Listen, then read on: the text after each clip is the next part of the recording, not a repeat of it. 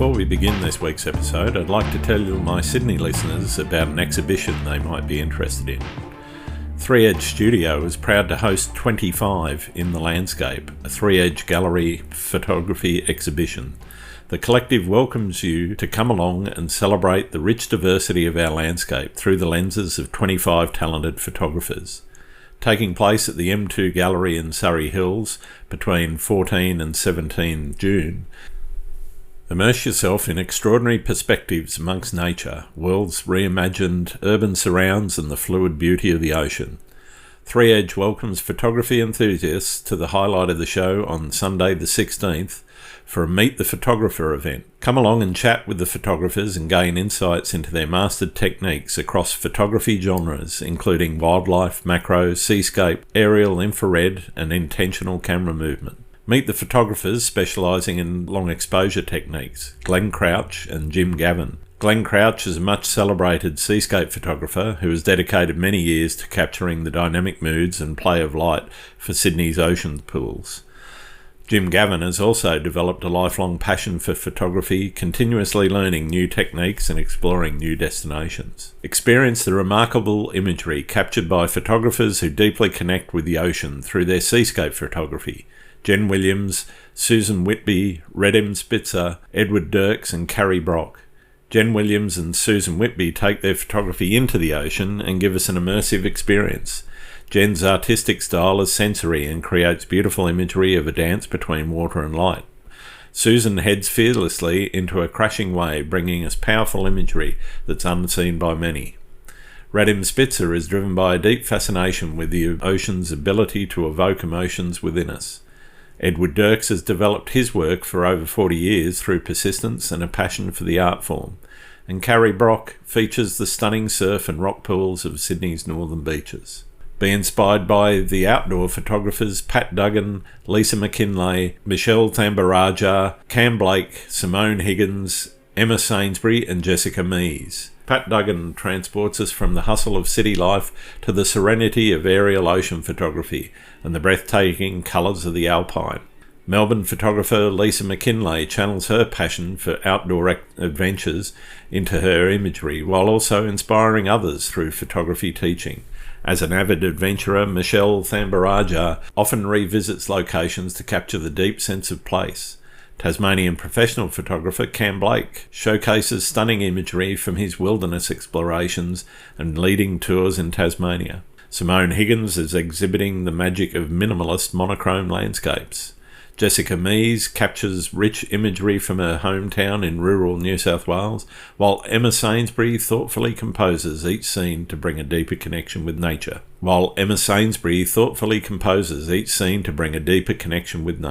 The exhibition dives into rich architectural photography by Sydney-based Liz Bell and Gail Mitchell and showcases aerial masterpieces from Serena Jackson's Salt Pan series, alongside Diane Armstrong's boundary-pushing angles and moments with wildlife.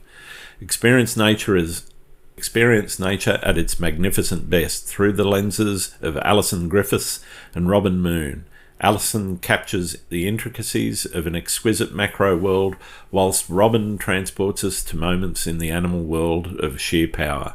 25 also takes the audience to experience a world transformed with creative photography explorations. Painterly, abstract and ICM work from Sue Dowling, Frances Gass and Lisa Shaw reveals the world unseen. Thomas O'Brien piques curiosity with his mastering of black and white infrared photography and dreamlike seascape imagery. Fringing on the unsettling from Kevin Brady always mesmerises. Mark your calendars for the 14th to 17th of June and join 25 for an exhibition packed with inspiration, creativity and adventure. For more details, please visit 3 Edge Studio on Instagram or Facebook or their website www.tefg.com.au. That's www.tefg.com.au.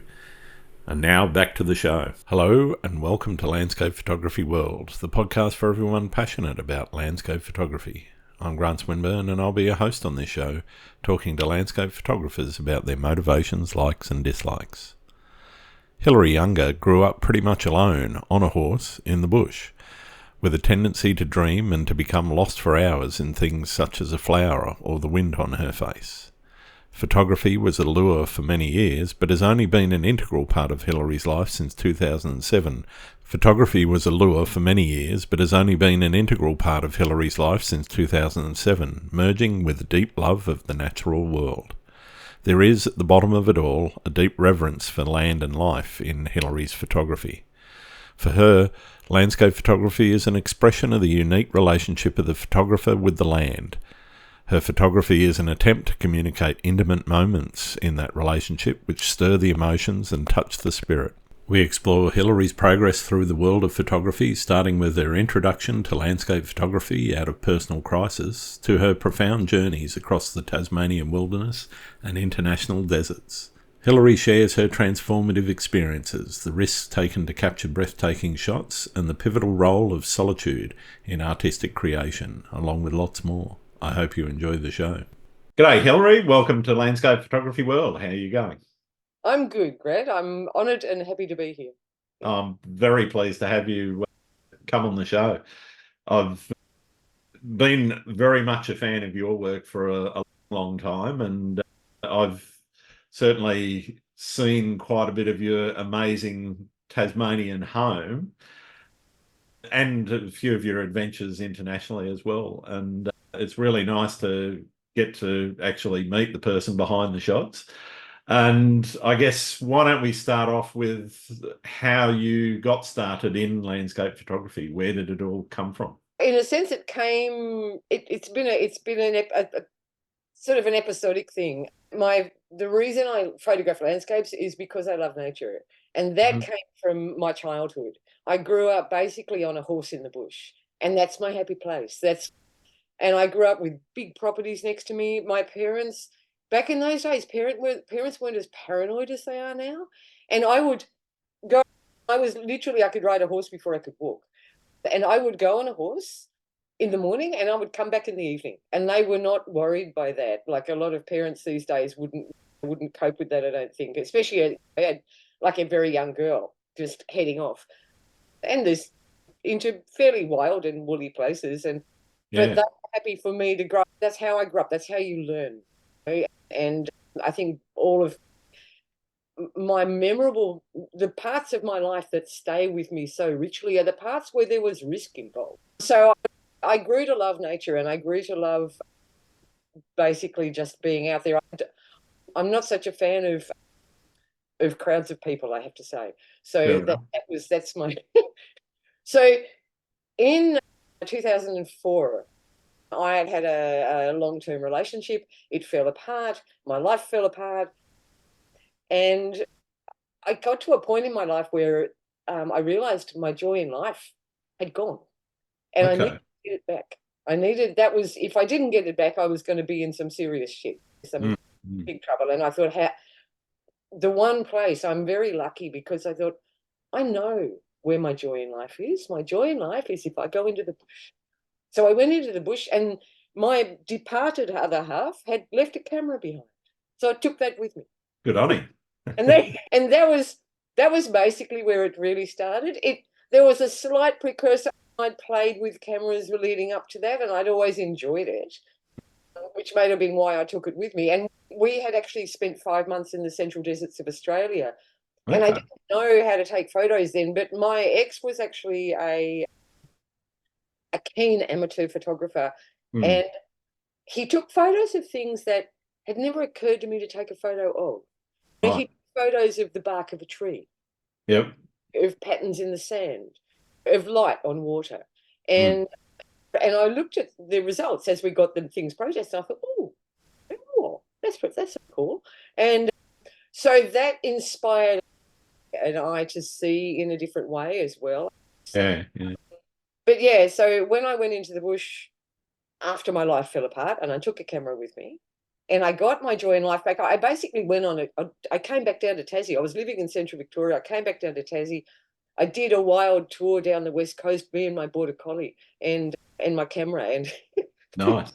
It was wonderful, and just took photos. Like totally. I mean, I taught myself, but it was an old Nikon FM film. Okay. Yeah. Yep. Totally manual. Yeah.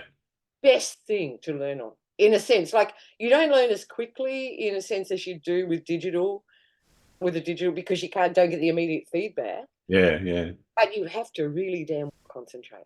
Yes. You have to really start to learn your shit, because it's not as forgiving as well. No, absolutely. And it's all manual, so you have to learn what's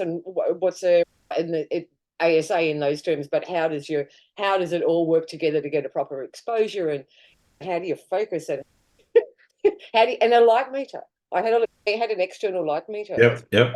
All of that stuff that people these days, oh, it's so funny. But so I did that, and then I came back and I was working. I'm a community nurse when I'm not taking photos. Okay. It gives me the joy of actually being able to take photos without having to make them. They don't have to make money, so it gives me freedom to shoot what I want to shoot. So I actually enjoy. Then the community nursing I enjoy in another sense, and I was working out of a small hospital in central Victoria, and the doctors that were there were really keen photographers. And I came back from my little holiday, and I showed them. I printed them up. I showed them the album, and they were going, oh, they were doing oohing, and they went into spasms of delight over my photos. Nice. I thought, gee, what? I might do this a bit more. And then my neighbour, who was an amazing woman, she was the headmistress of the local school. And she was one of those great people who, she's not going to tell you stories. She's just going to say it straight, very honest. So she's not going to say anything if she doesn't mean it.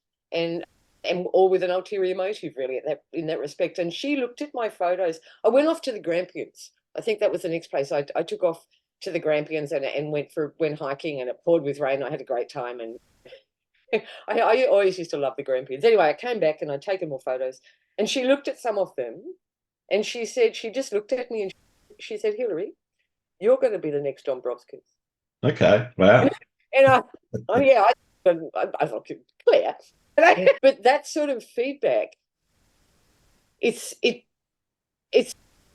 inspires you. It gives you energy. It becomes almost a self-fulfilling prophecy. Absolutely.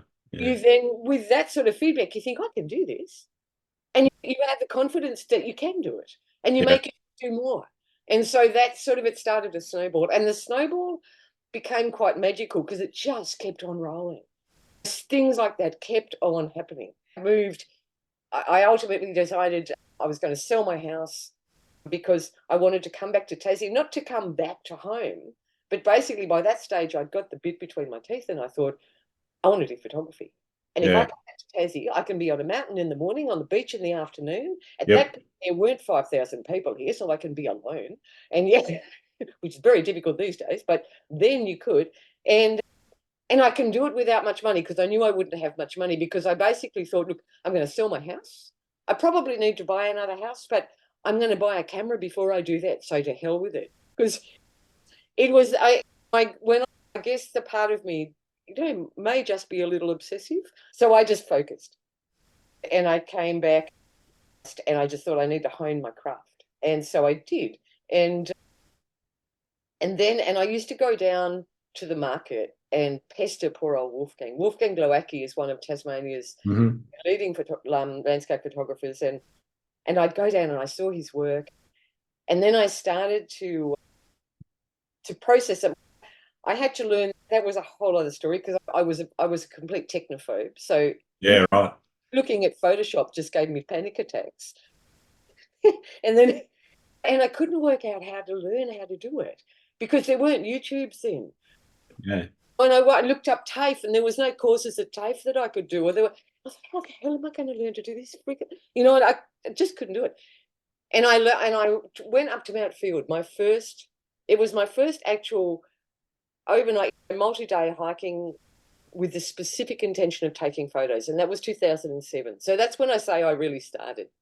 Right. I went up to Mount Field, and it was Vegas season. So I took some photos, and I came back, and I was going out with a guy in South Hobart, and we put my photos up on his computer, just the raw files, because I couldn't process them. I didn't have a clue how. And I knew I just had to take raw files, so I wasn't taking JPEGs, but just the raw files.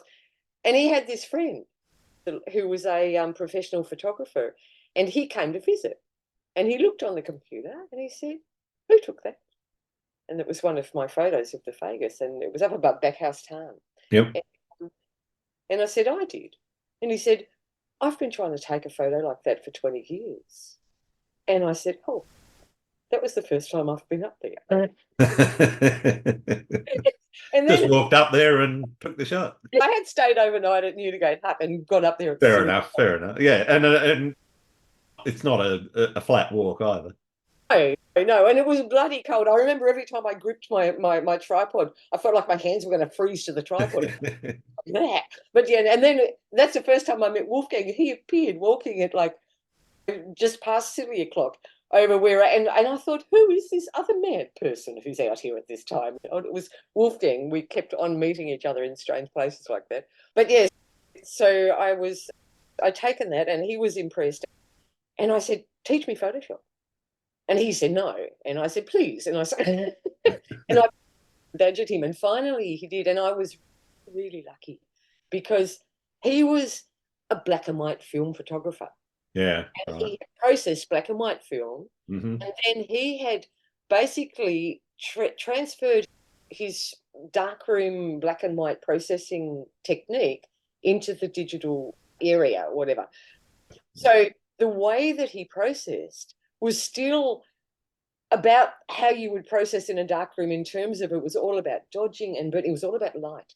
And it's all about the way the tones interact with one another. Yeah. Absolutely. And back then, the word luminosity mask wasn't on anyone's lips. They didn't know what they were. Yeah. But he taught me to make them.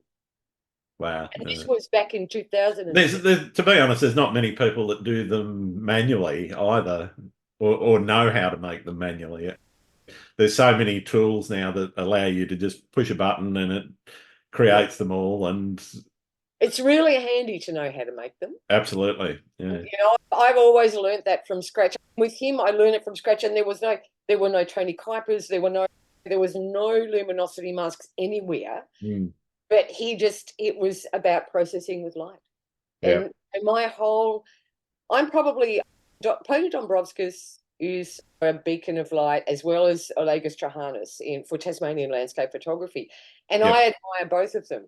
But the man who was my initial, and still is, my shining light, the guy who inspires my photography, was actually a guy called Galen Rao. Okay. Yep. Galen Rao was one of America's greatest outdoor photographers, and also a world-class mountaineer and climber. And you just used to initially take photos to document his climbs. Yeah, right. But Galen Rao is a very smart man, and Galen Rao's photos are all about light. And he learnt about light. He knew it inside out and back to front. And you've heard of Mark Adamus. Yep. Yeah, so Mark's the only person whose workshop I've actually done as a student. So I've done 2 workshops with Mark back in 2012, back-to-back workshops. That was when I went up to the Yukon. I was the first woman he ever took into the Yukon. Wow. But Mark and I have that in common. His inspiration is Galen Rao as well. He named his son Galen. Wow. Yeah. And that was and I was really lucky that the guy who helped me learn to process, it was all about, because so my whole journey, one of the essences of my photography and my photographic style is that it's about the light. Yeah. Yeah. And I use light to tell stories. And I always look for the light, where it's going to be, what I wanted to do, and that informs how I shoot. Yeah. And it's strange. I find it almost bizarre when people don't, because as Galen once said, it isn't true that we actually photograph landscapes. And nothing could be further from the truth. What we actually photograph is light. Yeah. And he said, we look for remarkable light. And then we look for something earthbound to match it with. Yeah. I've been doing something a bit different recently. I've been looking for harsh light.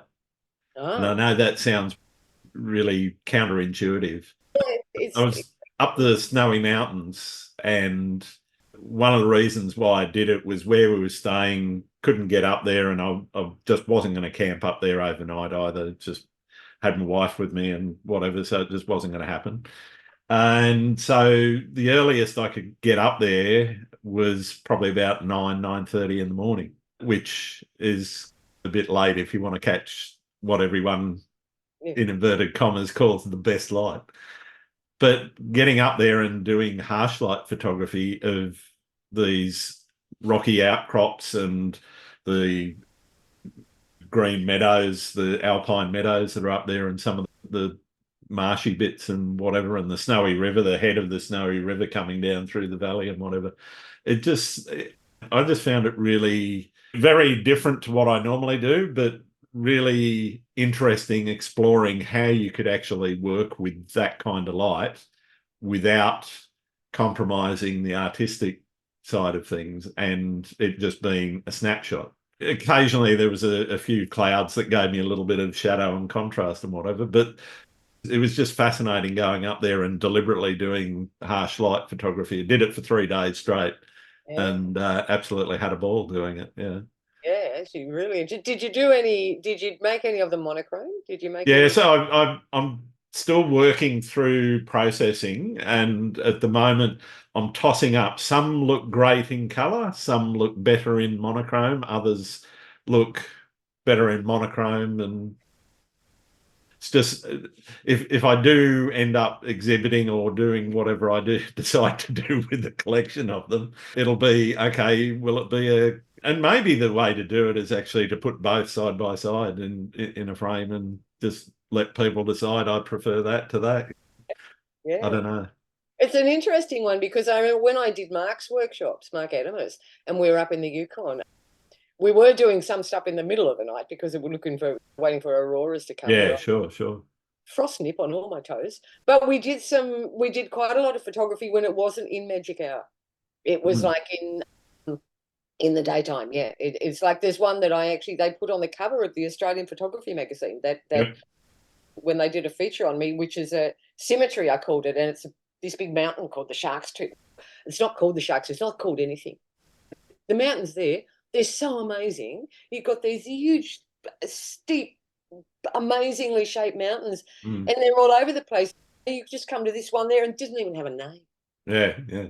And it's insane. But we called it the shark's tooth because that's what it looked like. It looked like a giant shark's tooth.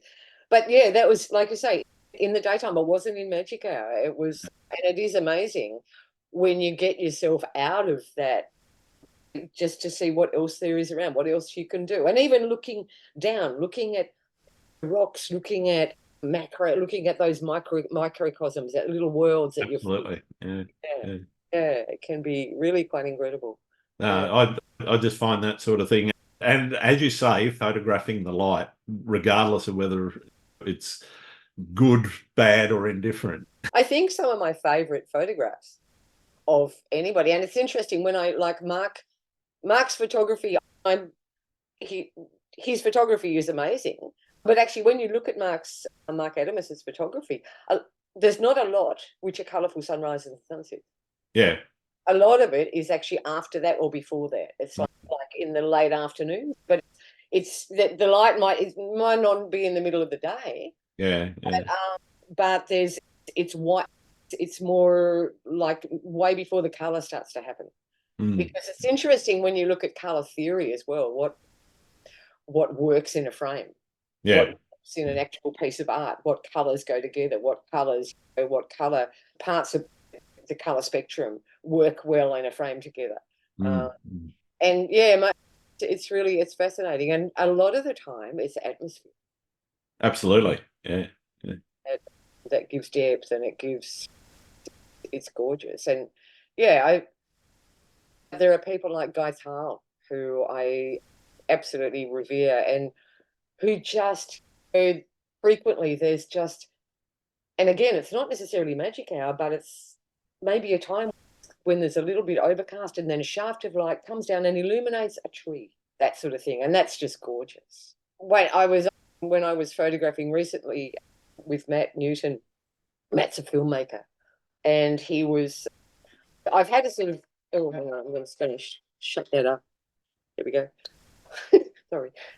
I've had a bit of a hiatus from photography over the last couple of years. I've stepped Mm-hmm. back, and I've just I'm just getting my re-inspired legs back, which is awesome. And one of the people who I have to thank for that, and thank him very deeply because he's an amazing guy, is Matt Newton, Yeah. who's a filmmaker and also a photographer and a deeply good person and ethical person, and someone who, and Matt makes films about what he cares about. And he drags me along sometimes. And he basically wanted me to, he's just made a film about the Maina cider gum. And it's got 6 episodes, 6 10-minute episodes, and it'll be released tonight, which I have just put on my Facebook page, I think. But it's going to be released tonight by Australian Geographic at midnight on their Awesome. YouTube channel, and then it'll go onto all their social media sites. It's a brilliant film, but part of that, Matt wanted to film me photographing the tree, and then the audio for that episode was me speaking basically, and Sure. what I spoke really was that we did an interview and then we condensed my answers to a narrative, and that's what I spoke over that part of the tree. But we were out in Skullbone Plains, which is not that far from Lyawini. And if you've ever sat and watched the weather reports in Tasmania, in the Yep. middle of winter, Lyawini is where it's 6 degrees colder than everywhere else. And like, if you want to go to the coldest place in Tasmania, go somewhere near Lyawini. And I can probably attest that Skullbone Plains would be it. So we went up to Skullbone Plains in the hoping for sort of some cold, and we got this thick white frost. That was Nice. amazing. We got up and I told Matt, I said, we have to do this at silly o'clock. So we got up at silly o'clock. And I had a down jacket that I had only worn. I bought it for a winter photography workshop that I co-led in the Canadian Rockies just after Christmas one year.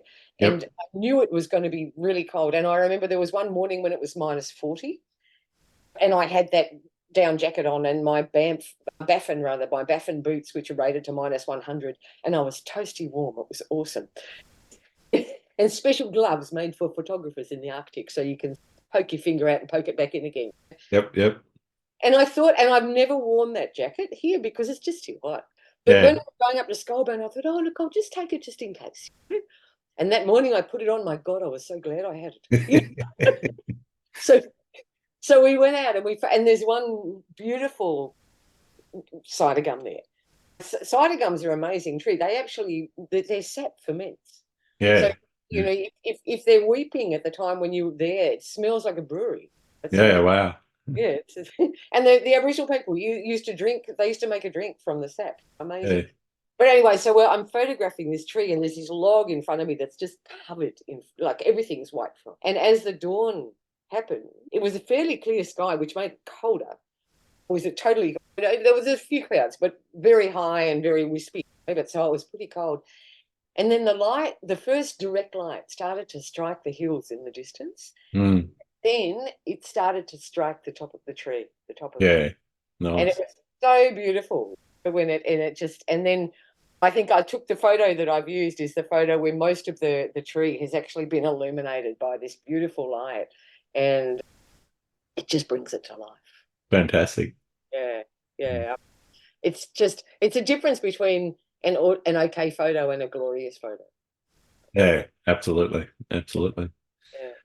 I'm really interested in talking a bit about how you stay motivated to experiment with new ideas and different techniques and things. Is that something that you try to bring into your photography now and then? A little bit, yes. I'm inspired by people I look at photographs and photographers, like people like Guy Thal. I find incredibly inspiring. He brings meaning as well as just visuals. It's something that Galen Round did as well. Once he was talking about how he was in the desert area, I can't remember where, but in the desert in America, and this yellow cab was going down the road. And he thought, that would be a brilliant shot. And he was skilled enough that he could have just leaned over and grabbed his camera while he was driving and clicked that shot. Yeah. And it would have been on the cover of a magazine. There was just this bright yellow cab and this red rocks and desert. But he didn't do it because it had no context for him, didn't add to the meaning of the place. And so in a sense, I'm a little bit that way inclined. Okay. I can appreciate beautiful work and an artistic work that comes out of a camera, like when people do double exposure and stuff like that. And I have toyed with playing with things like that. Stuff that I'll play with exposure because I love exposure. I love movement. I like Sure. to play with stuff that has meaning for me. Yeah. Opposed to, I'm not in that sense. I'm not really an artist. I don't think in some Okay. way, because some people can play around with photography just to create art, whereas what I do is always about transmitting what I feel and Yeah. Right. a relationship with the land. Mm. Now that might mean I've experimented with camera movement and with focusing different depths of field and having things out of focus and here. And that I think is great because you can zone someone in with if you've got various out of focus things and one in focus thing, obviously you're zoning them into that, or you're leading them into the photograph. Yeah. Right. Right. Lead people, I guess, on journeys with my photography. One of the things that I am working towards that I'm really bad at, and because I'm bad at it, therefore I'm working towards it, I guess, it's good to have a challenge, is the macro, or Yeah. Yeah. I see them and I photograph them sometimes, but I don't do it enough. And that sort of thing I am teaching myself. I've actually taught and run a presentation on doing it. It's just getting myself in there. Into the groove and do it. Yeah. Yeah. Because I think one of the things that I do get excited about, and maybe it's why I haven't gone into that groove yet, is I get excited by big landscapes. I get Yeah. excited by one of the things that made me realize, oh God, it's back. I've got my mojo back, is that I went up the mountain the other day and I went exploring some of the climbers tracks. And when we finish this, that's where I'm off to. Mm. There's this climbers tracks inside the organ pipes. Yep. Went inside the organ pipes and I just, oh man, I have never seen a photo from here. And not only that, it's awesome, it's spectacular. But way down there is Bruny Island, and there's these huge cliffs coming down. That sort of thing just gets me so excited. Yeah. Right. That Right. one of the things that people talk about, and some guy did recently on Instagram, and I was like, oh wow, that's so cool. That's still happening, because it was a photo, the last photo I posted. So I only just processed it a little while ago, even though I took it about a year ago. But it was one from Cradle Las Vegas season. Yeah. Right. This guy said, and he was Spanish, so I had to Google Translate to figure out what he said. But he said, I feel so much emotion from this photo. He said, Fantastic. yeah, your photos bring out, and that has been said to me before. And Mm. one of the reasons is because I'm feeling so much emotion. Yeah. Yeah. And that, I think, is where everyone has their own style. And I think your style has to come, for me, it has to come from my heart, from what I feel. And if it's working, then if someone says that to me, that they feel emotion, then it's working. I had back in 2012, I was approached online. I used to teach Skype through Skype. I used to teach processing online. Yep. Yep. I was approached by a guy who lived in Qatar at the time to teach him to give him a lesson on do one of my and they used to do 2-hour sessions, 2-hour Skype sessions. Sure. Sure. And I do a question answer thing beforehand to figure out what they wanted to know or where they were at. So I channel it to their level of knowledge and what they wanted. And so we did the question answer, and we did this Skype, and I used to record it and then send them the recording so they could go over it at their own leisure, and as well as doing it live, obviously. And when I was doing it, actually by the end of it, I thought, I don't think this guy speaks very good English. Right. How much did he actually understand of that? And I felt like, oh shit, I don't want to have ripped him off. Yeah. Yeah. And because he paid good money to have this, and I don't speak Arabic. And I sent him a thing, but I also said to him, look, if you want to know anything, just ask me. Just contact me ever. And he did. And he started doing it about all sorts of things. And I started teaching him not just about processing, but about actually taking a photograph, about how to compose, about Composition, etc. Yeah. Yeah. And at a certain point, and he basically said, you are my teacher. And at a certain point, I thought, this is intriguing because you're a devout Muslim man, and this was way back in where the hell's Bin Laden. Yeah, This, yeah, yep. in the whole, everyone was paranoid about like about anyone from the Middle East being whatever. So I felt privileged because I could have this friendship with someone because of photography and get past all the propaganda, you know. But Yeah. I still thought, why did he pick me? He's a devout Muslim man living in under strict Sharia law, and I'm a woman in a male dominated field. And I was his teacher. He didn't have 5 teachers. He had one teacher, and it was me. And I'm like, why did you pick me, mate? And his name was Mohammed, funnily enough. But I said, why did you pick me? And he said, because your photography spoke to me. And I said, okay, I can get that. And then I said to him, and then I thought about it, and I thought, why would my photography, as opposed to Mark Adams's photography, because he was looking at everybody, and I Yeah, thought, sure. what is it about my photography that makes it mine? And I, the one thing that I always have to do is follow my heart. I fall in love with what I photograph. I'm in that sense, I always said I'm not really a photographer because I can't just go down the street and photograph the AMP building. It's not going to do it for me. Like, I have to fall in love, and I don't love the AMP building. So I've got to fall in That's love. fair enough. And so I said to Mo, you've got to fall in love with the landscape. Mm. That's if you want to take photos like me, if you want me to be able to teach you to take photos like this, you need to fall in love with the landscape. Yeah. And Mo, he was so dedicated and he was so determined to become a really great photographer that when I gave him instruction, he would follow it 150%. He was just incredible. He was like the best student you ever had. And so he took what I said to heart and he did it. And a couple of years later, he remained my student and we became friends. And a couple of years later, he said to me, "Hey, you changed my life." And I said, "No." And he said, "You told me to fall in love with the nature." And I did. And it Yeah. changed my life. And that was such a good moment. And you can see it actually in his photography. When he met me, he was a mediocre photographer. And he went to becoming a fantastic international standard photographer. Just Yeah. really. Fantastic. And you can see that in him that he does. He loves nature and he also loves life. But Yeah. yeah, that was really nice. Yeah, yeah.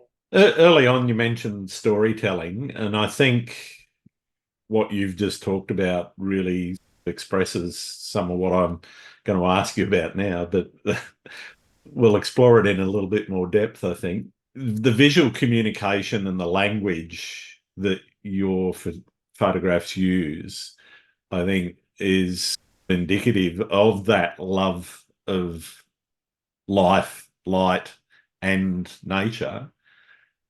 How do you see in the world what it is that goes, aha, that's the composition, or that's the shot, or Mm.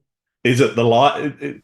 Which is it? Is it the light? Is it the subject? Is it the combination of both? Yeah, it's a combination of both. It's mainly the light, but it's also a combination. I love things that move. I love water. I love clouds that move. I love Yeah. one of the things and it's a good challenge. A lot of people go to places that they've seen photographs of before to take a photograph. One of the things that I did when I was taking photos, I never did that. I just went into the bush. When I went to the Himalayas, to Ladakh for the first time, I went for 6 weeks and I had plotted, I'd done research and I'd go, okay, I'm going to go from here to here. And in Ladakh, you don't go from village to village because there aren't actually that many villages. Yeah. So you basically, I had to liaise with the guy in Ladakh who ran the trekking agency, and he was also a photographer and he knew that I wasn't going to go with a group, and we looked at how long I was going to go for. We looked at the areas I wanted to go, and I said, okay, and we organised that. But I'd never seen any photographs of that place. Yeah. And we're walking and moving all the time. Every day we sleep. I'm sleeping somewhere different in my tent on the ground,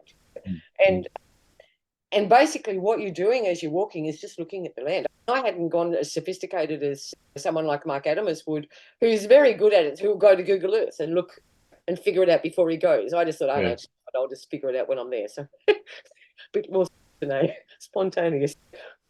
You're walking along and okay, there's a valley down here, there's a river running over there, there's the sun's going to rise over there, and the Milky Way is going to be over there tonight.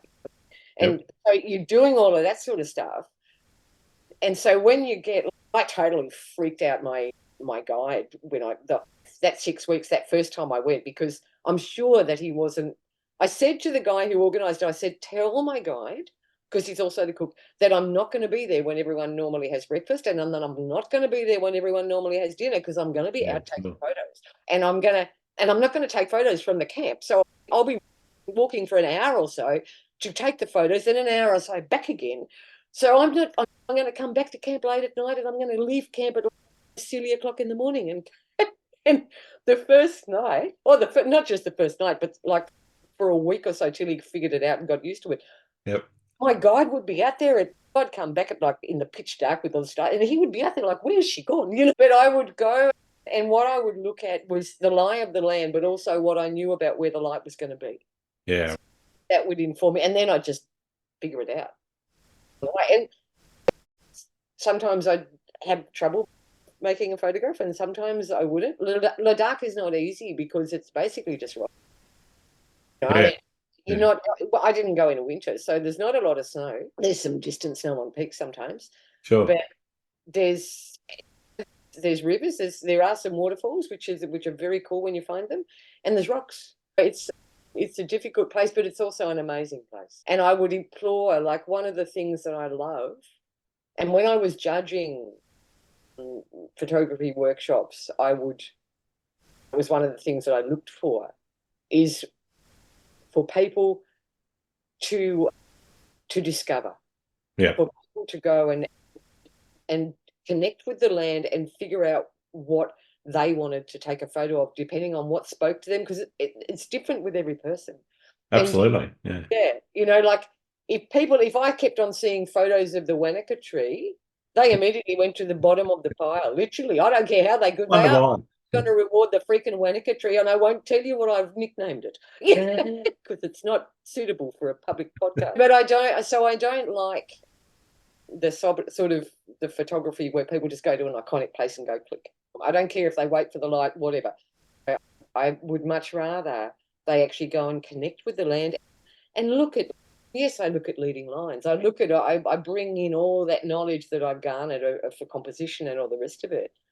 And the other thing that I think, because I learned with film, and one of the books that I learned from back in the very early days was John Shaw's book of Field Guide to Nature Photography, I think. Yep, brilliant book. It's all about from film, but it's very applicable to digital as well. But what he said about composition, and I took it to heart, and I still do it. He said, cropping is a tool that you use to learn how to compose. He said, once you know how to compose, you shouldn't have to crop the image. Yep. And that's what I like. I had this love of pixels, and whenever anyone ever wanted me to crop a photo, I'm like, I don't want to get rid of pixels. You know, I like pixels. You know, like I grew up. My first really cool full frame camera, which I thought was brilliant, was 12.1. Yeah. Pixels, you know, and that was huge. That was like real estate. That was awesome. Yeah. So I'm really attached to pixels, and I don't think that taking a photo of a wide set and then cropping out the image is, to me, like, no, I'm sorry. I would prefer to hone my skill much finer than that. So I guess and if you try to do that, the more you try to hone down in on what it is that you want to put in the frame, the better you're going to be. Regardless of what a 50,000 megapixel camera, and you can crop it. If you try and hone in on what it is you want, then you hone in on where your style is, and your pictures will look like something that doesn't go on a chocolate box. Yeah. You know, otherwise, I don't care. You can have the best compositional skill in the world, but if you're just not doing it with your heart, then I call it chocolate box photography, because it doesn't move me. Yeah. It's technically brilliant, but it doesn't move me. Yep. You know, and to me, a photograph that makes sense is a photograph that moves me, that tells me a story, that makes me feel happy or sad or whatever, but it moves me. It transports me. And I know why that photographer took that photograph. Yeah. Is that how you define success in your own photography? That emotion that's attached to it? Or is Yeah, it harder to separate your emotion of where you were in the time and place? it's interesting. No, I think it's when it conveys, but it's when it conveys itself to other people as well. It's an interesting one because I don't know if you have. I'm like when you said for me to pick 12 images to send to you, I thought, oh, which ones am I going to pick? Because the ones that I like are often not the ones that everybody else likes. I'm the same. Yeah, yeah, like really bizarre. But there are some that both of us like. I like and the public likes, and those are Yeah. usually the other ones that I know that work. There's actually something I don't know if you want to. There was a poet that was down here, and she was researching women artists who live on islands. Okay. And it was Tasmania, and where was it? Tasmania, Newfoundland, and Prince Edward Island Right. Okay. that she was doing her research on. And she interviewed me, and she actually wrote a poem. And a lot of it is my words, the words that I actually said to her in this interview. But it's very informative actually about the artistic process. So I might just read it to you. Yeah, go for it. Okay. So it's called Bending Light. And it also starts before the poem. There's a little quote actually that I said to her. People have certain misconceptions about photography, about what it does and what it is. One of them is that we try to represent reality. In a sense, that's right. But in a sense, it's completely not right. Because what we're actually trying to represent is memory. So this is the poem. Where sea meets land meets trees meet mountain meets air, where warm tones meet cool, where the edge of light meets the lie of the land, where blue meets sea and shore, you get wet stuff. Like when you've been out in the bush for a week, taking pictures morning and night, you sense the life in the place, the time, mood, pace. You feel it. You put away your light meter and read it with your body, like playing an instrument so you don't think about the notes. You just play it as you feel it. Try and catch it with your lens and transmit where it gets you really deep. That mix of light and motion, painting with light, holding back light, what you search for, what you strive for is remarkable light. Then you find something earthbound to match it. But part of you goes into right brain so that all you're seeing is shapes and light and lines and shapes and how they're all reacting, and the way that reacts with film is magic.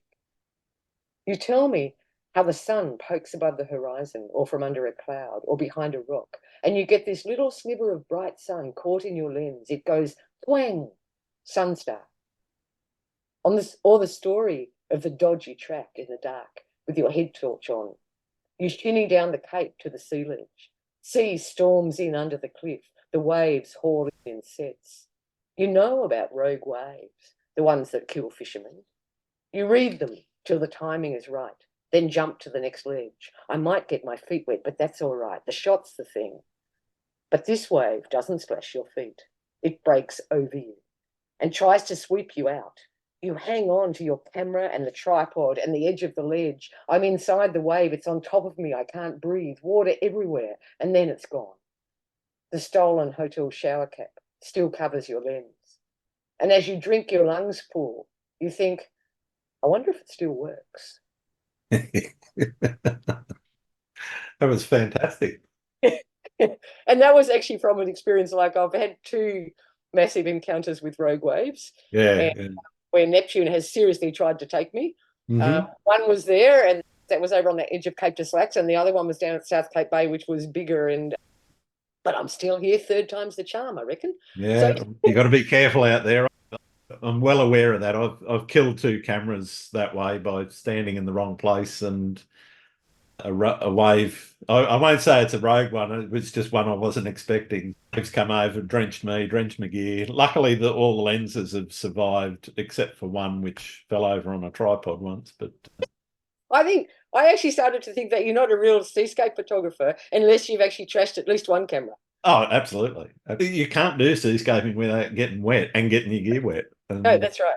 I do have a really good sort of raincoat thing for it now. Yeah, I bought one of those, and I think it's the biggest waste of money I've ever spent. to be honest, it just makes it harder to take the shot. I was going to say, you don't put it on. Yeah, yeah. No, I'd prefer to use a plastic bag. Yeah, the closest I come to putting it on, and I do have one of these, I have millions of these because I get people to steal them for me and I get them myself, is the hotel shower caps. Yeah. And you can actually still, they also sell them, I think, in the reject shop as food covers. Like plastic. Yeah. It is basically just clear plastic with a rubber, with an elastic bit around it. Yeah. And that fits over the lens and over I have a little bubble, what do you call it? Hot shoe. Oh, yeah. And hot shoe cover. Yeah. Yeah, it fits over that and over the lens. And for waterfalls or for seascapes, that's awesome. Yeah. I tell you what, a large freezer bag, they're about a 20 centimeters by 20 centimeters. Yeah. You slide the camera in backwards with the lens poking out the open hole. Yeah. If it's Ziploc, you can seal it up to the edge of the lens. Yeah. And because it's polyurethane, you can see your camera, you can see all the settings, you can see the screen, and you can play with all the buttons. Awesome. Yeah. It's amazing what we get up to. And it keeps it dry. But so I use them now instead of the expensive rain cover that I went and bought, which now sits in the bottom of a cupboard somewhere. I do use my rain cover, but I modified it. There was a big bit of, it was some sort of rigid thing with Velcro on it that really gave me the shit, so I just ripped that bit off. Yeah. And now it works. It's okay, it's fine. But yeah, you like seascapes, that bit of adrenaline, that's a whole other thing. And it's always there because you're always, I don't know about you, but I'm like one of these seascape shooters, and probably we all are. Do you really want to be up close and personal? Yeah, you've got to be close, otherwise it's just, it doesn't feel right. No. If I'm not up to my knees at least in water when I'm taking the shot, it just doesn't feel right. Living in Tasmania, because the water can be a little bit cooler than where you are, I do have waders, and waders are awesome. Oh, I'm out in winter. Yeah, because waders mean that you're not afraid to get wet.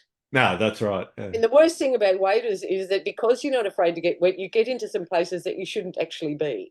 Like even in Oregon, and it's an incoming tide. Yep. And the tide is actually coming in, and it's actually coming in quicker than you realize. And I was teaching a photo workshop, and I had a student from Idaho, which is landlocked, and I was teaching this girl, and we actually became super good friends because she was one of the very few women who has the same attitude towards risks that I do. And our tripods were almost locked, and we were in front of this big like sea stack called the Witch's Hat. Yep. And it's a very famous one on Bandon Beach in Oregon. And we're there like shooting away, and we were both in waders, and the sea was at our ankles, and it's an incoming tide, and we just focused on the waves, and I'm teaching her about the shutter speeds and about what shutter speeds to use to get the line of the wave and to get the texture in the water still and blah, blah, blah, blah, blah. And we were just absolutely there in that zone, right brain, totally not focused on how much time was going past or where the water was. And then all of a sudden, we both at the same time realised that the water was up to our waist. Mm-hmm. And the next wave was going to That's time to go. Yeah. The next wave was going to trash us. And actually the funniest thing was we looked at each other grinning from ear to ear. And she just said to me, "Who moves first?" And then she tried to move and she couldn't because she'd sunk. She'd sunk in the sand, so I had to pull her out. But yeah. The one I always worry about is where you've picked the tripod up, and because I sometimes leave the camera on it when I'm doing that, pick the tripod up, turn your back to the water and started to walk away from that rocky outcrop you're standing on. And then the wave comes and you can hear it and you go, uh-oh. Yeah. That's what happened at South Cape Bay. That's sort of what happened. Although I fortunately had the camera. I have a pouch that I wear on my front, and I had actually put the camera into that because I turned around from where I was, and there was a big rock behind me, and I thought, I'll get up on that rock to have a different perspective. And between me, the waves were coming in that direction, and there was a big rock wall that obscured my view of what was coming. So I didn't actually see this wave. And this wave was a total freaky monster. It was like minimum 10 times bigger. Like I hadn't even been getting my feet wet. Yeah. And I turned around to get up on this rock, and this thing, it didn't even hit my head. It came like it basically came as a wall and just went, oh, and I was knocked onto my face. Wow. And grabbed, like my tripod in one hand was still in one hand, fortunately, and grabbed onto a rock, which if I hadn't, I'd been out at sea. And I was under it. And while I was under the water, it was such a huge wave. It was actually a considerable amount of time, and it was heavy. I could feel the weight of the water, and it was freaky. That was the one where I really thought, I don't know if I'm getting out of this one. And then the wave went, and I was still alive, and I got up, and I thought, I think I'm going to see blood coming out of my leg if I look down. And I looked down, and I had a pair of lightweight trousers on. I looked down, and there was no blood. And I thought, oh, that's a good thing. And I think my camera saved because it was in my little pouch, and I had this illusion. It was saved. It died 6 months later from that wave, but it was just slowly. Yeah, the salt just hung about and corroded it all. Yeah, I know that story. That story, yeah.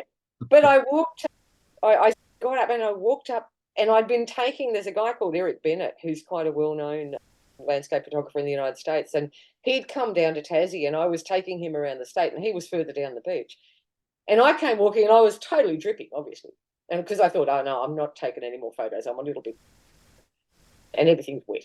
And so I'm walking down, but I had this big smile on my face because I'd saved my camera, and I was still alive. And I went walking down, and he looked, and he saw me, and he thought, obviously and he had seen the wave. Yeah. And it was a wave that, like, as I said, it was like a monster. Utter monster. And he knew which wave it was. And he looked at me, and then he wasn't too worried because I was smiling. And then I said, look, I'm going to go up to the tent because we were camped there. And I went up to the tent, and by the time I got to the tent, I was actually starting to get into shock. Yeah. And not feeling well. And I thought, I need to strip off all of these wet clothes and get into my sleeping bag and get warm. And when I did, I looked down at my leg. And the leg that I thought I'd seen, I would see blood coming out of, when I actually looked at the leg, there was this huge hematoma coming up. Like, it was going and turning black as I looked at it, and I thought, oh, that ain't good. And he got in and showed Eric when Eric came up, and I said, look at that. And he said, oh. And we were walking out that day. Like, it's only about, I don't know, it's about a 3 or 4 hour walk, but we had tent and like all the sort of gear and all the photographic gear, so fairly heavy pack. And and Eric he said, can you walk? And I said, Eric, I don't have a choice. I said, have you got any drugs? And he had one ibuprofen. So I took one ibuprofen for the 4 hour walk, and when I did it. Yeah. But yeah, that's the danger of, and you don't turn your back on the sea. It's just. No, absolutely. Absolutely. Yeah. Yeah. But it's part of it. Part of that adrenaline is what makes you, what makes you be there. It's what makes you so aware. Definitely. Yeah. How do you think where you live has shaped not what you shoot, but how you shoot? I don't know, how I shoot has been shaped by a lot of things. Sure.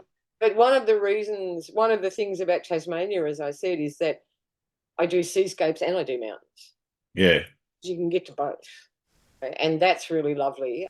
I'm also still fortunate enough to be able to go to places and be alone, because how I shoot is very much informed by, I shoot a hell of a lot better when I'm on my own. Yeah. Just having other people there somehow disturbs my head. So that has had a big effect. I do a lot of wide angle stuff, and that's probably part of being in the landscape here. But also one of the things that is changing, I guess, about my photography, I've always, like, Tasmanian landscape photographers have had a tradition of conservation. They don't so much anymore, because as landscape photography has grown, a lot of people do landscape photography, and they don't actually, to my way of thinking, they don't actually care about the landscape. They care about their own fame. They care about their own money-making opportunities. They care about all of that sort of stuff, but they don't, like the old guard of Tasmanian photographers. Grant Dixon went right around Australia doing film presentations and whatever to try and save the forests. Yeah. Olagus, everything he did was about saving the forests and saving the stopping damming rivers and whatever. And there are landscape photographers here who obviously care about it, but I think they care about themselves a lot more. Yeah. Part of where I'm, and part of the thing that's come along with my re-inspiration, I guess, and me getting my mojo back, is that I have no desire at all to make money out of my photography. If someone wants to buy a photo, that's great, and I can put the money towards doing more photography. The motivation now is for to save things I care about, and to highlight and try and do something for people that are, or places like that are in danger from climate change and so that motivates as well how I photograph now.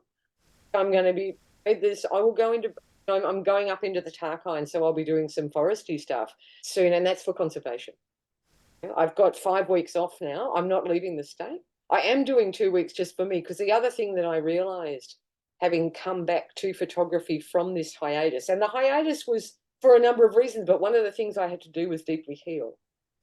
And one of the things that photography was initially for me, it was that thing that I went to when I needed to get my joy in life back, and it helped me with that. It was part of that. But when it became competitive and commercialized, if you like, and monetary, and also when Instagram happened and lots of people go into the landscape and start to actually harm it, then the joy left me.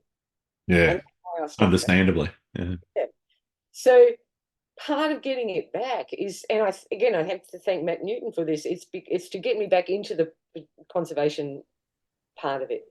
It's to actually do something. I think if you have, my idea and this sort of life philosophy, in a sense, is that I don't believe that it's purposeless. I think that we all have a purpose. We don't necessarily all find our purpose, but I think I think my life has a purpose. Okay. Yep. I don't know about anyone else's life. I shouldn't talk about anyone else's life, but I've decided my life has a purpose. And this skill that I have in photography that I just came across, I realized there had been this artistic bent in me all my life, but it didn't find an outlet until I got photography. My boyfriends have been artists and musicians ever since I was 18. I've never gone out with them. Right. It was obvious there, but not. I just thought that they could do it and I couldn't. But finding that skill, I think it's there for a reason, and I have to do something with it. So I'm like, that is informing how I photograph now. Like, I want to do stuff to help with the forests here, to help to combat climate, to help bring awareness to climate change. Sure. And the project that I have that has been festering with me for years, actually, because I have great difficulty because community nurses don't make a lot of money, and I seem to be able to spend mine quite well, is that I need to save enough money, because I need to go back to Ladakh and do a project there that is more along the lines of photojournalism. Yeah. So Ladakh, where I have developed a very strong bond and link, I guess, is both with people and just in a spiritual way. It's existentially threatened by climate change, because it's the Western Himalaya is very arid. I can't remember the actual millimeters of rainfall, but it's very little. Most of their water is from glacial meltwater, and they're amazing horticulturalists. They grow what they need. They grow these crops in this short growing season because of the altitude and the cold and the glacial meltwater, but the glaciers are retreating super fast. Yep. So that water supply is going to dry up. And when they don't have that water, that's it, done. Yeah. And so I want to go there, and I want to record some of the lifestyle that they had, or that they have now. And that's the people in the villages, but also the nomadic people because that link of nomadic people to the landscape, I think, is incredibly important, and that we can learn so much from people who have had this unbroken link, and they're living in direct relationship. So to tell their stories, to document their lives, but also tell their stories in what's happening to them. And I can't stop climate change, and I probably can't stop what's happening to them, but it would be great if it at least could get more money for research or get something for them. Absolutely. Yeah. So that's a big project that I have, and that hopefully I will be able to go in the next couple of years. I just need money. Anyone want to give me money? I need equipment. I need a lightweight. I can't afford a mirrorless camera. I need a mirrorless camera. I need all of those things. It'll happen. I will make it happen somehow. Yeah. But yeah, those things I don't. Yeah, I just believe, that Tasmania has some beautiful places, but we don't need another photo of that bloody lake in the Western Arthurs. Everybody knows it's there. Yep. What is the achievement? Really, document your own walk. Really, what we actually need, if people want to come down here and take photos because they love nature so much, come down and take photos of places that are threatened. Yeah. Come take photos we need to damn well save. Yeah. Don't come down here for your ego, because we don't need more egos, and we don't need more people in the wilderness. Thank you very much. Because the wilderness is the wilderness. It's the wilderness because there's not very many people in it. That's right. So we don't need 5,000 tourists traipsing through it, creating something that is not wilderness. Pardon me, everyone, if you just offended half of you, but no, go ahead. I'm with you. The fewer people out shooting, the more space there is for the likes of me and you. And really, the wilderness values are, one of them is that there isn't people in it. Yeah. And one of the things that I find, if people are there, like when I go into the wilderness, one of the things I want to do is I want to try and experience that place as it was before I came. Now, that's not possible because I'm not there, but I can try and make it as close to that, like partly by not talking, by not making noise. When I go for a walk on this mountain back here. I'm so lucky because Hobart has this bloody great mountain just up there. Yep. It has wonderful trails, some of them less used than others, which are the ones that I tend to gravitate towards, funnily enough. I'm going on one of my less travelled tracks the other day, and I can hear people before I see them. Yeah, yeah. Single time. I never, ever come across someone unexpectedly in that respect. Well, virtually never. I always hear them. And I'm getting grumpier in my old age because now I tell them to shut up. Now I just say to them, look, if you want to talk, you can stay at home and watch the video. Or you can talk when you get back home. But up here, your actual talking is actually impinging on wilderness values, and it's disturbing someone else's experience of it. I'm probably becoming a grumpy old man myself in that way. The one that I always pick on is the group of people that have brought their speaker with them. Oh. And blaring out music that I don't want to hear. And no, they wouldn't want to run into me. No.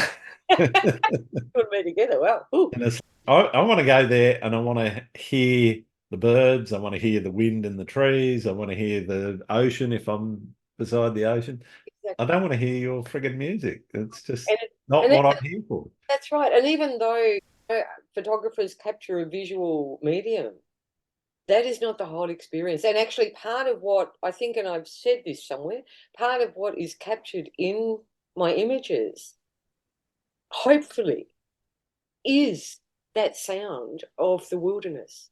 Yeah. Because if you look at my images, that's the other thing about how I shoot. There's pretty much not man-made structures in there. Mm. Even at Cradle, I challenge you to find the bloody boat shed in any of my... It ain't there. Once or twice, I think I've taken a photo down at the Hobart Docks, but generally, if I'm taking a photo of a wild place, I want it to be of that place. Yeah. Like context. Galen Rouse said in context, so that it speaks to you of what was actually there. It's the other thing that I have against the Wanaka tree. Yeah. You see all these photos and this tree and this beautiful lake and this mountains in the distance, and gives you the impression you're in a beautifully isolated wild place. You turn around, you're in a suburb. Yeah. There's a red house behind you. A reserve beside the... There are red brick houses right there. Yeah.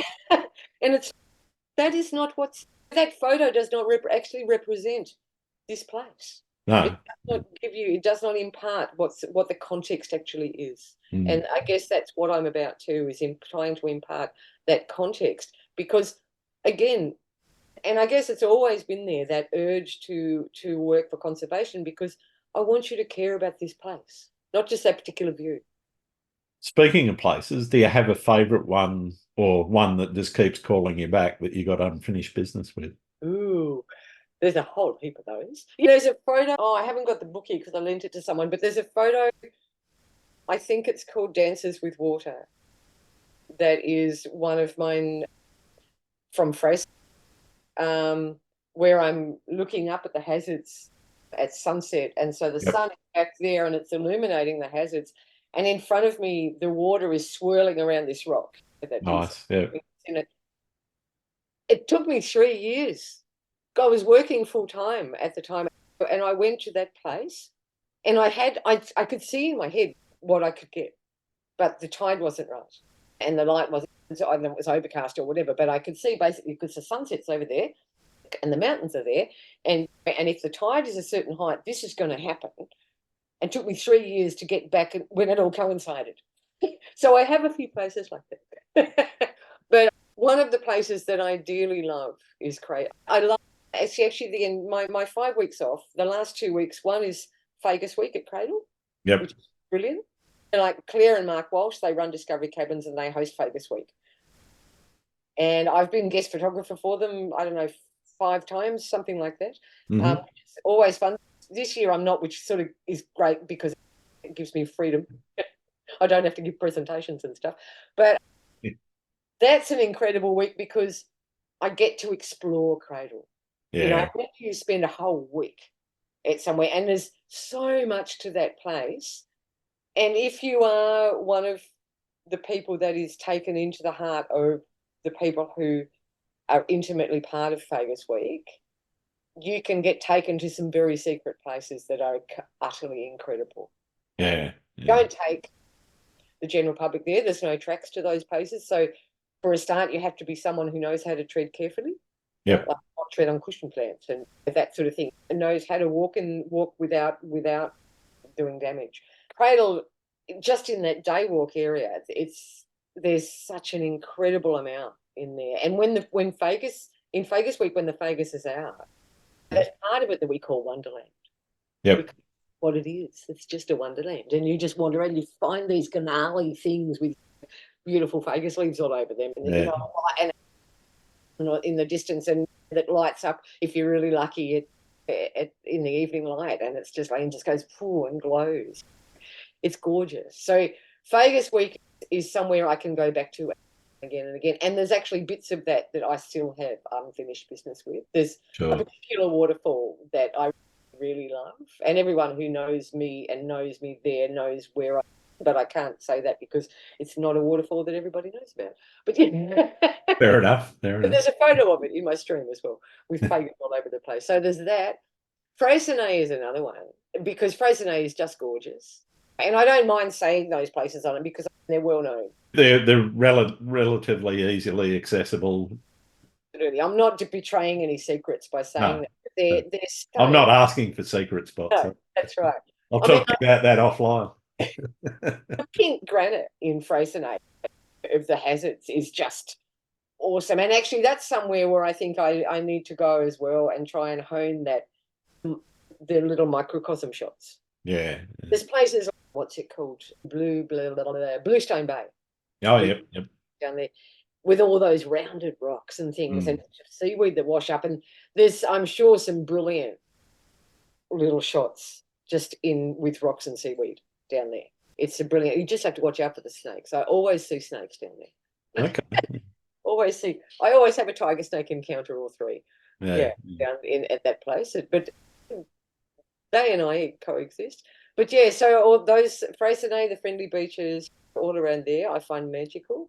And the other place that I'm actually, and those places. So the last 2 weeks of my holiday is just self-indulgence. I'm just going to go there and have fun. It's just fantastic. Play with the camera, because there's the other thing about Freycinet and Cradle is they're so concentrated with so many different places you can go and shoot. You can just stay there for a week and not be done. You can just amazing, like you can do all sorts of stuff, and you can go for multi-day hikes if you want to. You don't have to if you don't want to, but there's all sorts of stuff there. I mean, Sleepy Bay. I could go to Sleepy Bay every morning for a week, I reckon, and be doing something different each day. Yeah, yeah. I don't have to. I can go to Honeymoon Bay. I can go up to the friendly beaches. I can go so Bluestone Bay. There's so many things there. Mm. Up at Mount Graham, where I went when I was diagnosed with PTSD, and when I was diagnosed, I think the first thing I did when I came out of the doctor's office was I called work and I said, I'm not going to be in for a bit. And Yep.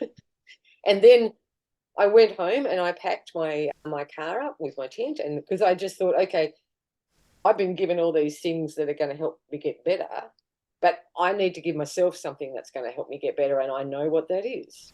Yeah. Piss off into the bush. So I packed everything up. I rocketed up to the friendly beaches, put my tent up, got my bivy sack, and just some meager bit of food. I didn't get much by way of any sort of survival clothes and a raincoat or whatever, and my bivy sack and my camera gear. And I took off over to Wineglass Bay, along Wineglass Bay, and then up Mount Graham, and bivvied on top of Mount Graham. Nice. And that was fun. That was amazing, because I remember I felt like the proverbial pirate with the parrot on one shoulder and the pack, because like my whole vision was that I was going up there and I was going to get sunset, and then I'd sleep and I'd get sunrise. And just right on sunset, fortunately, just before sunset, I'd been taking photos, and there was all these storm clouds coming, and there was this shaft of light came down, and I took a shot that I really like, and I was, taking photos. But then right on sunset, it pissed down. It absolutely just went bang when it built, and it just poured with rain, and I couldn't take any photos, and I was just cursing, and I just cursed. How dare you, universe, or was this times yet again when I tell God that he doesn't exist? And but then the rain stopped, and then I had my little meager bit of whatever it was, and then I shuffled into my bivy sack and I lay down. And my bivy sack it's not a very fancy one, so it's just got a bit of mesh over the face, and I don't think I had that on. I just thought I wanted to stop draining, so I just was open to the elements, and I just went to sleep, lying on my back, went to sleep with a rock behind me. And like several hours later, I don't know how many hours later, like probably 3 or 4 hours later, I woke up. And for a minute, I had no clue where I was. I woke up, and there were all these spots in my video. I thought, what the hell is that? And then there's stars. Yeah. All the clouds had gone, and I was looking up at a million stars. Beautiful. So amazing. It was like, and we had this beautiful sunrise. But yeah. So yeah, I reckon Freycinet is a very special place. Fantastic. And the other place that's super good that I will go, but more for conservation, is the Tarkine Coast. Yeah. The Tarkine Coast is it's wild. It's totally different from the East Coast, and yeah, it's good for losing cameras, I reckon. It's good for losing a lot of stuff, I reckon. But it's also I explored it once in Tarkine in Motion, because we used to run a thing. I think Tarkine in Motion still happens. I haven't done it for a few years, but we used to go, a bunch of artists, not just photographers, filmmakers, musicians, painters, writers, would all go up to the Tarkine and create. Yep. And part of that was trying to get recognition of this incredible place to get it made into a national park, which we still. But one of the Tarkine in Motions, there was an eclipse of the moon, and this night, yeah, and I remember going to, for some reason, I went to bed. It must have been just around about when the eclipse, maybe I can't remember, but I went to bed in my tent at early, and because I was going to get up at silly o'clock again. And then I woke up at 11 o'clock, and I realised there was no way I was going back to sleep. I was just bang awake, and the eclipse was happening. And I got up, and I just walked the coast. Nice. All night. And it was, and the devils were out, and right, there was just the devils, all the animals, and me. And that was so beautiful. And it's what I think I mean by, after that, at the end of that, I took a photo that I called Creation Dance, that is on part of my portfolio. And the guy who was organising, whose Tarkine in Motion started off as one of his ideas, a guy called Dan Breen. He's an amazing guy, and incredible. He's a really good photographer and an incredible conservationist. And he I had told him that I would take part in Tack On in Motion, but I needed everyone to leave me alone. And they were having a get together of all the artists at the house that they'd rented that night up at Arthur's River. And Dan wanted me to come, and of course I didn't go. And he was pretty angry with me for not going. And I was trying to get across to him that I needed to connect to the place. Yep. And when I finally processed the photo and put it out, and the words that went with it as well, he finally realised. Yeah. And he said, "Oh, Hills," he said, you taught me something. You made me realize." Fantastic. Yeah. Yeah. I've only got a couple of other questions for you. One is, and it's probably an unfair question, you've mentioned quite a few good names for me to follow up with, but is there anyone that you think I should be talking to, particularly someone that maybe isn't quite so well known? Yeah, there's a guy who is a Tasmanian photographer, and ever since he's been on, I first met him in some of those Tarkine in Motions. Mm-hmm. He's committed to the forest, he's committed to the landscape, but I just think he's one of the best. He has one of the best raw talents of photography that I've seen come out of anywhere, actually. And he focuses it a lot towards conservation, but his name's Tim Cooper. Tim Cooper, yep. I've seen some of his work, actually, yeah. Yeah, very impressive. And he's original, he's got a brilliant eye, and he's got a really good heart, and he's got really good creativity. So, yeah, he's one guy that I would love to see have more recognition. Because, all right, fantastic. I'll look him up. Yeah, cool. Awesome. All right, my last question is one that I've been trying to get to the bottom of since starting this podcast a couple of years ago. Okay. Do you like pineapple on pizza? Yeah, I'm good. I like anything. I thought you might. You seem to be the pineapple sort. Yeah, absolutely. Yeah, I like pineapple. Yeah. Fantastic. It's been absolutely fascinating spending some time with you, Hilary. Thank you so much for all your wisdom and stories. Where can people find your work? Okay, the place where the most complete portfolio of my work is Flickr. Yep. And Flickr, it is at the best resolution as well. So I am building a website, but it's taken me a while. I pulled the last one down because I decided it wasn't worth it, and then all sorts of things started happening like this, and this is another like things, and I realized I actually need to have a website, and so I'm building one. But and there's a mob called Portfolio Pro, and they actually approached me with a really good offer to help also promote Portfolio Pro on my website, which I will do. So I'm doing it with them, but it's just taking me a while because I'd rather be out taking photos than fiddling around with the computer, basically. Wouldn't we all? It'll happen though. But otherwise, before that happens, Flickr is the easiest place to look at my photos. And if anyone wants to actually purchase my photos, then I think my email address is on at least one of my social media sites. No worries. I'll make sure that there's links to all your socials, etc., in the show notes.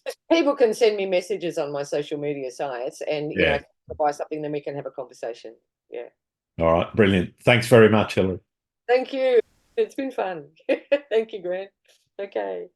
Thanks again for listening to Landscape Photography World. I hope you enjoy the show and keep listening because I'll be joined by some great guests in upcoming episodes. You can find my work in this podcast at grantswinburnphotography.com. I'm also on Twitter, YouTube, Instagram, Facebook, Vero, you name it, I'm there. Not on TikTok, though. I'm Grant Swinburne. Hope to see you out shooting soon.